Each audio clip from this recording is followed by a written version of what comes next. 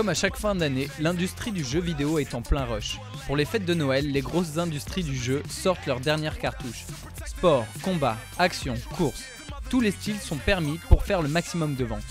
À l'heure actuelle, Sony est détrôné par Nintendo et Microsoft alors qu'ils dominaient le marché à la génération précédente. Le choix actuel de jeux est très vaste et nous nous sommes rendus dans des magasins afin de connaître les dernières tendances. Oui, en tant que joueur, pour la fin d'année, il y a plusieurs jeux que j'attends impatiemment, à savoir comme Call of Duty 6. Pour les sorties de fin d'année encore à venir, on a quand même beaucoup de gros jeux, comme Assassin's Creed 2. Il y a notamment le nouveau Tekken 6. Tous les jeux, toutes les séries, comme les Call of Duty, les Need for Speed, les FIFA, les PES, c'est toujours en fin d'année. Alors à la fin, au final, on a tous mal au porte-monnaie, parce que c'est genre 10 jeux en même temps, 15, 20 jeux en même temps. Et puis bon, c'est toutes les grosses sorties, et puis les jeux familiaux.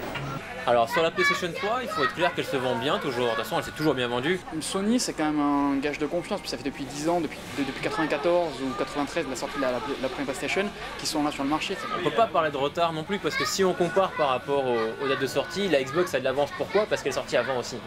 En termes de qualité, pour moi elle en a aussi, pour beaucoup de professionnels elle est devant, mais la Sony n'est pas une mauvaise console pour autant. C'est pas une console pour gamers, c'est plus vraiment tout public, donc ceux qui étaient vraiment à fond sur le jeu vidéo, qui achètent une console que pour le jeu, généralement ils se reportent sur la Xbox. Par contre, vous parlez de la PSP Go, vous pouvez laisser tomber, c'est un bide. Si vous voulez, en fait, aucune enseigne se fait de bénéfice sur les consoles. Donc forcément, on se fait du bénéfice sur les jeux. Sachant que c'est une console où on n'achète plus de jeux, on les télécharge tous. Faut être sincère, c'est un truc qui est anti-commercial pour nous. Parce qu'une fois que les gens l'ont acheté, ils viennent plus acheter chez nous, c'est pas forcément un truc qui va nous donner super envie de vendre ce produit-là. La PSP Go, enfin, pourquoi j'y crois pas non plus spécialement? Parce que sur le marché des consoles d'occasion, il y a quand même un leader qui écrase l'autre, c'est de très loin la DS. Les éditeurs semblent avoir compris que le marché était submergé en fin d'année et certaines grosses sorties ont été repoussées de quelques mois. Mais malgré cela, les fêtes de Noël vont encore bien réussir aux jeux vidéo, mais beaucoup moins au porte-monnaie des gamers.